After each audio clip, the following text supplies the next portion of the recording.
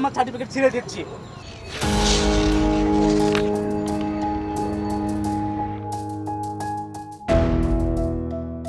মাননীয় প্রধানমন্ত্রী, আমার সার্টিফিকেটের ছেঁড়ার বিনিময় হলেও আপনি এই 1.5 কোটি যুব সমাজকে এবং তাদের অভিভাবককে চাকরির বয়স বাড়িয়ে দিয়ে আপনি তাদেরকে উদ্ধার করবেন। চাকরির বয়সের আমার সুযোগ করে দেন, তাহলে আমার হচ্ছে যে আমি এমত অবস্থায় আমার সার্টিফিকেট ছিঁড়ে দিচ্ছি।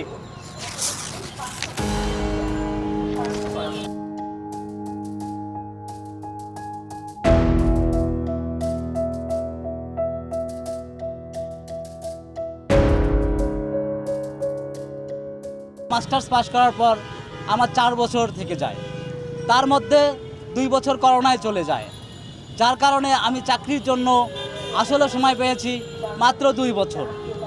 এই 2 বছরে আমি কি করব? চাকরি না পাওয়ার কারণে আমি 2 বছর থেকে বাসায় যাই না।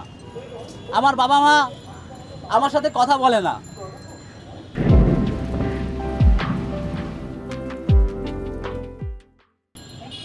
এমত অবস্থায় আমার রাষ্ট্র যদি আমাকে সেই স্পেস না দেয়, আমার মেধা যাচাই করার মতো সুযোগ যদি না দেয়, তাহলে আমি কি করব? এই রাষ্ট্র যদি আমাকে ফেলে দেয়, আমি কোথায় যাব ভাই? আমি কোথায় গিয়ে আমি আমার কথা বলবো? আমি ঢাকা বিশ্ববিদ্যালয় থেকে পড়াশোনা করে যদি চাকরির বয়স শেষ হয়ে যায়, তাহলে হাজার হাজার লাখ লাখ স্টুডেন্ট যারা অন্যান্য বিশ্ববিদ্যালয়, অন্যান্য ইউনিভার্সিটি এবং কলেজগুলোতে পড়াশোনা করতেছে, তাদের কি অবস্থা? আমার যোগ্যতা বলে আমি চাকরি নেব। আমি ঢাকা বিশ্ববিদ্যালয় থেকে পড়াশোনা করেছি। প্রধানমন্ত্রী ডেকে আমাকে করুণা করে চাকরি দিবে, আমি সেটা চাই না।